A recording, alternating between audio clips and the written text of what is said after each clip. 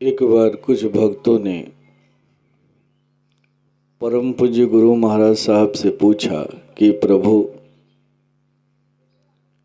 एक ही पिता के तीन संतान तीन तरह के क्यों हो जाते? पिता एक ही वातावरण में रखता है, घर में एक ही तरह का भोजन मिलता है, एक ही विद्यालय से वो पढ़ते हैं, लेकिन जब थोड़े से सयाने होते तो वो तीन तरह के क्यों हो जाते हैं? एक ठग हो जाता है, एक ठाकुर हो जाता है और एक चोर हो जाता है। ऐसा क्यों होता है? तो परम पूज्य गुरु महाराज साहब ने उत्तर देते हुए कहा कि ये जो सारा खेल है ना, वो चरित्र का खेल है। एक मानव तीन तरह के चरित्र से प्रभावित होता है। पहला चरित्र है मूल चरित्र, दूसरा चरित्र है वंशानुगत चरित्र और तीसरा चरित्र है अर्जित चरित्र। आइए पहले इन तीनों चरित्रों के बारे में प्रकाश डालते हैं। जब हम तीनों चरित्रों के बारे में समझ जाएंगे तो यह भी समझ जाएंगे कि हमें करना क्या है। हमें केवल इस प्रश्न के उत्तर से ही मतलब नहीं है कि तीन संतान तीन तरह के क्यों हो जाते हैं। इसके अलावे हमें और चीज भी इसमें जानना है, समझना है, जिस पर मैं आगे चर्चा करूंगा। तो आइए पहले चलते हैं तीनों प्रकार के चरित्र की तरफ। पहला है मूल चरित्र। मूल चरित्र किसे कहते हैं? तो हमने अपने पूर्व जन्म में जो कुछ भी किया है, अच्छा बुरा, उससे हमारे अंदर में जो संस्कार बनते हैं, उस संस्कार को लेकर के एक जीव जब दोबारा मानव योनि में आता है तो उसी संस्कार से बंधा रहता है। ये चरित्र काम प्रधान चरित्र भी हो सकता है, क्रोध प्रधान भी हो सकता है, लोभ प्रधान भी हो सकता है, मोह प्रधान भी हो सकता है, मद प्रधान भी हो सकता है। इनमें से कोई एक प्रधान रहता ही रहता है। वैसे तो पांचों का असर रहता है, लेकिन जो मुख्य रूप से जो रहता है कोई एक चरित्र, वो प्रधान होता है। या तो क्रोध प्रधान होगा, या तो लोभ प्रधान होगा, या काम प्रधान होगा, या फिर मोह प्रधान होगा। कोई न कोई एक प्रधान उसके जीवन में रहता है। जैसा कि पूर्व जन्म के कर्म फल के अनुसार जो उसका संस्कार बना है, वो उसे लेकर के आता है। दूसरा चरित्र है वंशानुगत चरित्र। वंशानुगत चरित्र वो चरित्र है जब हम कोई भी जीवात्मा जब इस मानव में योनि में आती है तो मानव योनि में आने के पहले उसे 9 महीने गर्भ में रहना पड़ता है। किसी स्त्री पुरुष के माध्यम से वो उसे आने का अवसर मिलता है, फिर वो 9 महीने गर्भ में रहता है। तो जितना दिन वो गर्भ में रहता है उसे उनका भी संस्कार उस पर पड़ता है, उसे लेना पड़ता है, ढोना पड़ता है। परम पूज्य गुरु महाराज साहब बताते हुए कहते हैं कि कोई भी जीवात्मा इस मानव योनि में आने के लिए बेचैन रहती है, क्योंकि वो चाहती है कि जल्दी से जल्दी इस मानव योनि में जाएं और जाकर के कर्म करें। कर्म करने के लिए वो एक सद्गुरु की खोज करना चाहती है, क्योंकि सद्गुरु ही एकमात्र ऐसा है जो कर्म के विज्ञान को जानता है। हम और आप कर्म के विज्ञान को नहीं जानते। हम लोग कर्म के बारे में केवल यही समझते हैं कि शरीर के पोषण के लिए धन कमाना। धन किस लिए कमाना? तो खाने के लिए। खाना किस लिए? तो शरीर के पोषण के लिए। हमारी सोच यहीं तक सीमित रह जाती है। लेकिन गुरु कहता है कि देखो, ये कर्म नहीं है। इस काम को तो एक पशु भी करता है, एक जानवर भी करता है। वो भी जीता है तो खाने के लिए जीता है, दिन भर खेतों में घूमता है, जंगलों में घूमता है, भोजन की तलाश करता है। मांसाहारी है तो वो पशुओं की तलाश करता है, शाकाहारी है तो वो घास फल फूल की तलाश करता है। खाता है, जीता है, जीता है, खाता है। तो तुम उससे भिन्न कहाँ हो? भिन्नता तो तब होगी जब गुरु इस बात को बताता है कि तुम्हारा जीना किस लिए है, खाना किस लिए है, तो जीने के लिए, और जीना किस लिए है, तो सत्य के बोध के लिए। ये काम एक मानव ही कर सकता है, दूसरा नहीं कर सकता है। यही कर्म है, सच कहा जाए तो यही कर्म है, और इसी कर्म के फल को लेकर के जीवात्मा यहां से जाती है। और इसको बताने वाला, इस पर चलाने वाला, इसको समझाने वाला अगर कोई है तो एकमात्र गुरु है। गुरु है, गुरु है। कैसे तुम सत्कर्म करोगे, इसका पाठ वही पढ़ाता है। तो जो जीवात्मा है वो जल्द से जल्द गर्भ धारण करना चाहती है, और ऐसी हालत में होता क्या है कि उसे इच्छा अनुसार गर्भ नहीं मिलता है। अगर कोई दिव्य आत्मा है और उसे इस मानव योनि में आना है तो वैसा गर्भ उसे नहीं मिल पाता है, अक्सर ये देखने को मिलता है। तो ऐसे में वो परमात्मा से प्रार्थना करती है कि नहीं, मुझे जो भी गर्भ मिल रहा है मुझे दे दीजिए, क्योंकि वो अच्छे गर्भ का अगर इंतजार करेगी तो बहुत दिन तक उसको इंतजार करना पड़ सकता है। और वो इधर बेचैन है कि हमने जो आधा अधूरा काम छोड़ा है उसे जल्दी से जल्दी पूरा करें।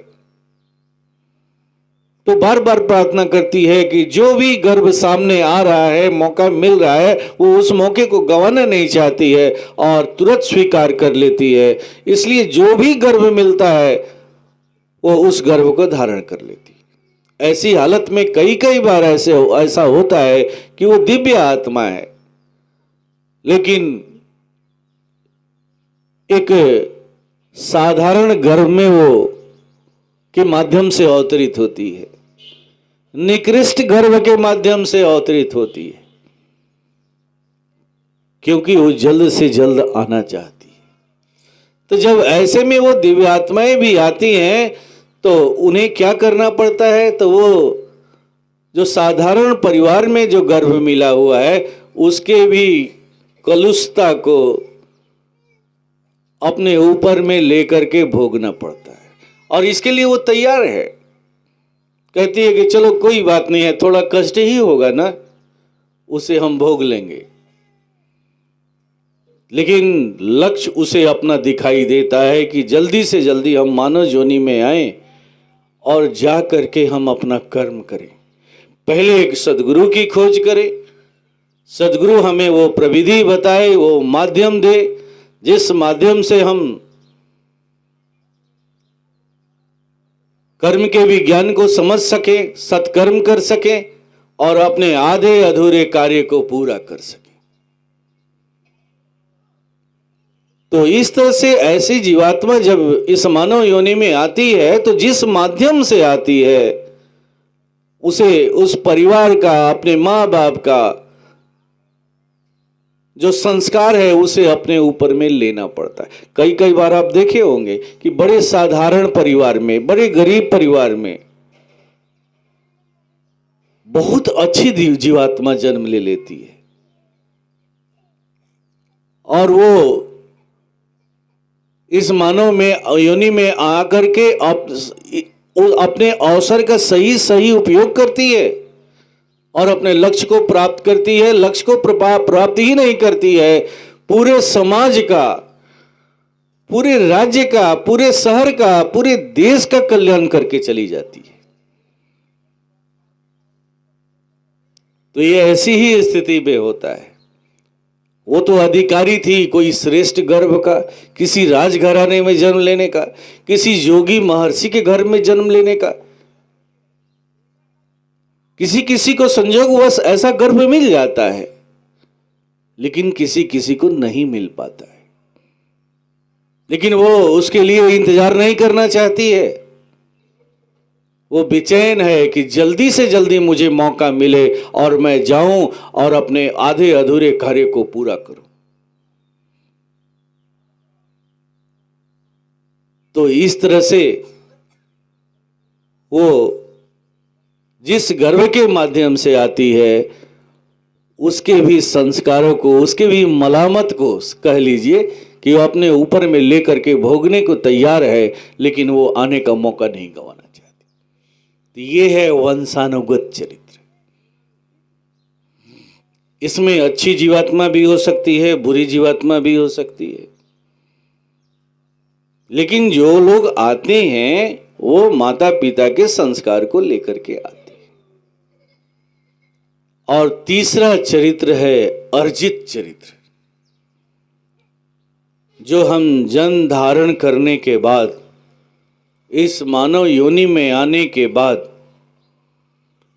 यहां पर आकर के जो हम कर्म करते हैं, उस कर्म से जो हमें फल की उपलब्धि होती है, वही है अर्जित चरित्र। तो गुरु महाराज ने कहा कि देखो, ये 3 प्रकार के चरित्र एक मानव के अंदर में होते हैं। तो इसमें जो प्रथम चरित्र और दूसरा चरित्र है, मूल चरित्र और वंशानुगत चरित्र, वही 2 वजह है कि एक ही घर में, एक ही पिता से जन्मे 3 संतान 3 तरह के हो जाते हैं। एक ही वातावरण में पढ़ते हैं, एक ही घर में खाना खाते हैं, एक ही स्कूल में जाते हैं, घर में माँ बाप का, परिवार का प्यार भी एक जैसा ही मिलता है, वस्त्र भी एक जैसा मिलता है, सब कुछ समान रूप से मिलता है, लेकिन फिर भी उनमें अंतर हो जाता है। एक ठग हो जाता है, एक ठाकुर हो जाता है, एक चोर हो जाता है। यही कारण है, 2 प्रमुख कारण है, मूल चरित्र और वंशानुगत चरित्र।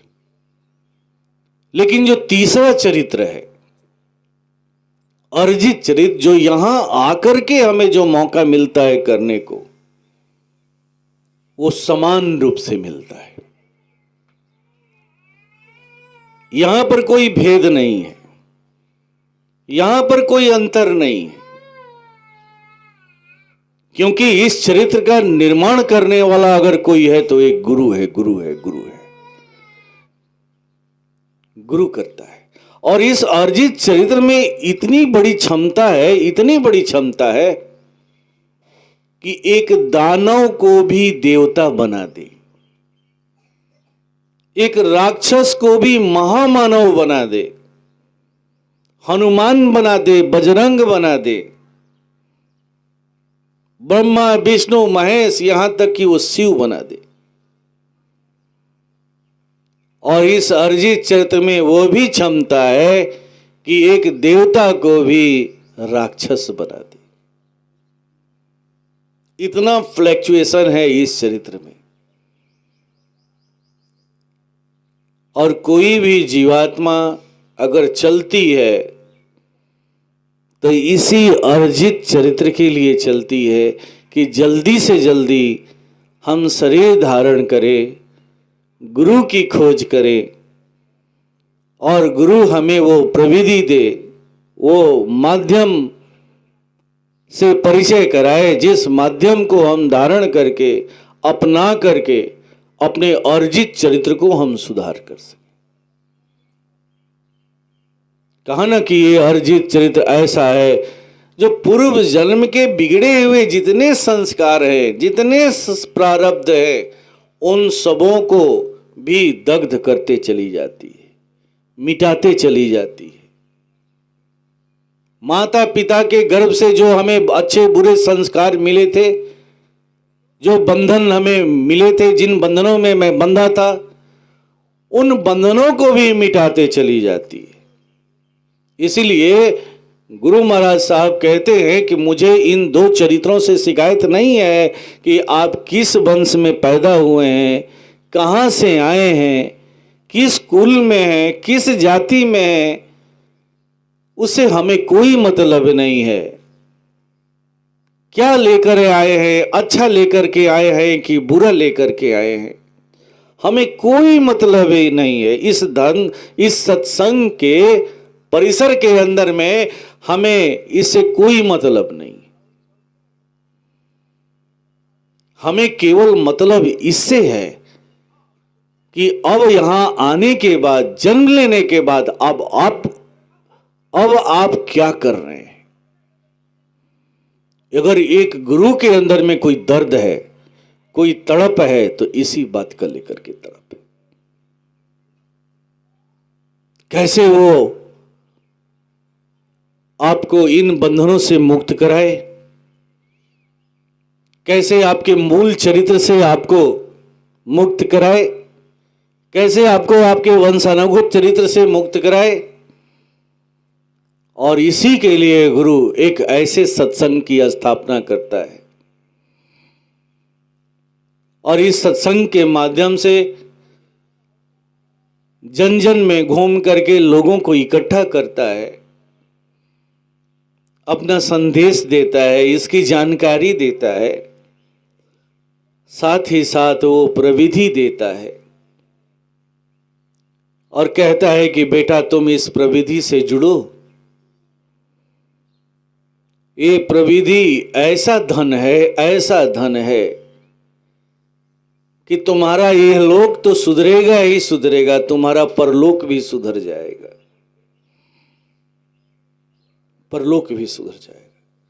वो केवल ये लोक सुधारने की बात नहीं करता, वो परलोक भी सुधारने की बात करता है। जुगों जुगों से, जन्मों जन्मों से जो मलामत आप लेकर के चले आ रहे हैं, उसे भी मिटाने की वो बात करता है। और इसी के लिए वो सत्संग की स्थापना करता है, एक महान से महान प्रविधि का खोज करता है और उस प्रविधि से आप सबों को, जनमानस को जोड़ता है। तो इसलिए हमेशा इस बात को याद रखिएगा कि हमसे जो कुछ भी भूल पहले जाने अनजाने पूर्व जन्म में हुआ है, कोई बात नहीं, कोई दुख की बात नहीं है। लेकिन जब हम इस मानव योनि में आ गए हैं तो हमारा कर्तव्य क्या बनता है? तो सबसे पहला कर्तव्य बनता है कि किसी भी तरह से, चाहे जैसे भी हो, हम एक सदगुरु की खोज करें, सदगुरु की। क्योंकि जीवात्मा जब चली थी तो इसी उद्देश्य के साथ चली थी, लेकिन यहां आने के बाद वो भूल जाती है। उसमें उसे स्मरण नहीं रहता है कि क्या उद्देश्य लेकर के मैं यहां आई हूं, वो भूली रहती है। बड़े भाग्यशाली वो लोग होते हैं जिन्हें जाने अनजाने गुरु से भेंट हो जाती है,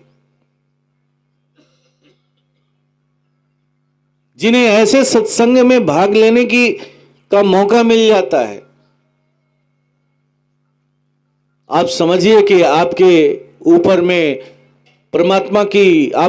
परमात्मा की असीम कृपा हुई है, असीम कृपा हुई है, तब आपको ऐसे सत्संग से जुड़ने का मौका मिलता है। माना कि यहां बहुत ज्यादा भीड़ दिखाई नहीं देती है, कैसे दिखाई देगी? क्योंकि इस बात को चेतने वाले बहुत कम होते हैं, लाखों करोड़ों में 1-2 होते हैं, 10-20 होते हैं। बाकी को तो ये बात पता भी नहीं है कि हम क्यों आए हैं, किस लिए आए हैं, इस मानव योनि में आने का हमारा उद्देश्य क्या है, लक्ष्य क्या है। वो केवल यही जानते हैं कि जीने के लिए खाना और खाने के लिए जीना, जीने के लिए खाना और खाने के लिए जीना। इस बात को वो भूल बैठे हैं कि इसके अलावे एक और काम था, एक और लक्ष्य था जिसे हम लेकर के यहां चले थे। वो क्या था? तो सत्य का बोध करना,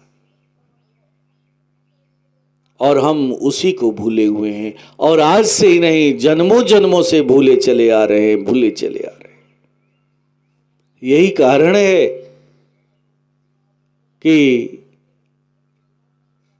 एक बंधन मिटाते हैं तो दूसरा बंधन तैयार हो जाता है, दूसरा बंधन मिटाते हैं तो तीसरा बंधन तैयार हो जाता है। कभी हम बंधनों से बाहर नहीं निकल पाते। कहा ना कि बंधे को बंधा मिले, छूटे कौन उपाय।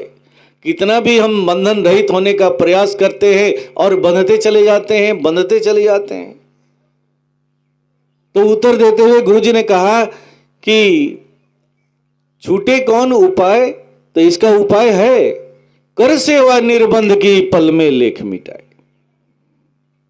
निर्बंध की तलाश करो, उसकी खोज करो। निर्बंध कौन है? तो एकमात्र गुरु है। गुरु, उसे ढूंढो, वो मार्ग बताएगा, वो रास्ता बताएगा कि कैसे तुम अपने लेख को मिटा पाओगे। केवल वर्तमान के ही लेख को नहीं, बल्कि जुगों जुगों के लेख को, जन्मों जन्मों के लेख को कैसे मिटा पाओ, कैसे मिटा। वो चाहता है तो चुटकी में मिटा देता है, चुटकी में मिटा। कर सेवा निर्बंध की पल में लेख मिटाए, एक क्षण में वो आपके लेख को मिटा देता है। हम लोग जो ध्यान करते हैं, हमारे गुरु ने हमें जो साधना दी है, प्रविधि दी है, जो लोग ध्यान के अभ्यासी हैं वो इस बात को अनुभव करेंगे। हम लोग ध्यान करते हैं तो क्या होता है, पल भर में हम गायब हो गए, पता ही नहीं है कहां है। ये क्या चीज है? कभी गौर किए हैं क्या चीज है? ऐसे आपको अपने घर में कह दिया जाए कि 5 मिनट के लिए आप चैन से बैठिए, तो नहीं बैठ सकते। गुरु महाराज साहब कहते हैं कि एक व्यक्ति के अंदर में 60,000 विचार प्रतिदिन उठते हैं, प्रतिदिन उठते हैं, जिसमें वो 90% जो विचार होते हैं ना, वो नए विचार होते हैं। क्षमा करेंगे, पुराने विचार होते हैं। 10% नए विचार होते हैं। तो नए विचारों पर तो थोड़ा सा आप अपनी रहनी सहनी को ठीक करके रोक लगा लेते हैं, लेकिन पुराने विचारों का कैसे रोक लगाएंगे? ये पुराने विचार तो आपके अंदर में, आपके चित्त में जाकर के अपना बसेरा बना चुके हैं, वासना के रूप में बस गए हैं, संस्कार के रूप में आ गए हैं, आपके ब्लड दोष में वो आ गए, खून में आ गए हैं। कहते हैं ना कि ये लड़का जो है ना अपने बाप की तरह ही है, उन्हीं की तरह क्रोधी है। ये क्या है? कहां से लेकर आए हैं आप? कहां से लेकर के इस गुण को आए हैं, कभी गौर किए? ये गुण हम जन्मों जन्मों से लेकर के चले आ रहे हैं और इसे मिटाना है इतना आसान है। लेकिन जब हम गुरु द्वारा दी गई साधना को करते हैं तो आप क्या अनुभव नहीं करते हैं कि जैसे ही बैठे 10 मिनट बैठे एकदम शांत हो गए, विचार रहित हो गए, स्थिर हो गए, बहुत आनंद आ रहा है, अच्छा लग रहा है। यही तो है कि पल भर में कहा ना कि कर सेवा निर्बंध की पल में लेख मिटाए, वो चुटकी बजा करके आपके लेख को मिटा देता है। जिन विचारों से आप 5 मिनट भी मुक्त नहीं हो सकते थे, अगर आपको घर में कह दिया जाए ऐसे बैठने को तो 4 मिनट भी आप चैन से नहीं बैठ सकते। लेकिन यहां आप 3 घंटा से बैठते, सभा में बैठते रहते हैं, आनंद आपको आता है, खोए रहते हैं, डूबे रहते हैं। यही है। और जब इसका आप निरंतर अभ्यास करेंगे तो एक दिन उस अवस्था में भी पहुंच जाएंगे। वर्तमान के तो लेख मिटेंगे ही मिटेंगे, आपके वंशानुगत भी लेख मिट जाएंगे, मूल चरित्र का जो लेख है वो भी धीरे धीरे मिट जाएगा और आप उस मुक्त अवस्था को प्राप्त कर लेंगे। अपने ओरिजिनल, अपने मूल अवस्था में चले जाएंगे, मूल अवस्था में जो आपका वास्तविक स्वरूप है। उस आनंद की भूमि पर आप पहुंच जाएंगे जहां कोई विचार नहीं है, केवल आनंद है, शांति है। ये है, इस तरह से परम पूज्य गुरु महाराज साहब ने समझाया। और सच कहा जाए तो इस मानव योनि में आने का लक्ष्य हम मानवों का भी यही है, एकमात्र यही लक्ष्य है। इसके अलावा कोई दूसरा लक्ष्य नहीं है। माना कि ये गृहस्थी मिली है, ये परिवार मिला है, उनकी देखभाल करना, उनका पालन पोषना हमारा कर्तव्य है।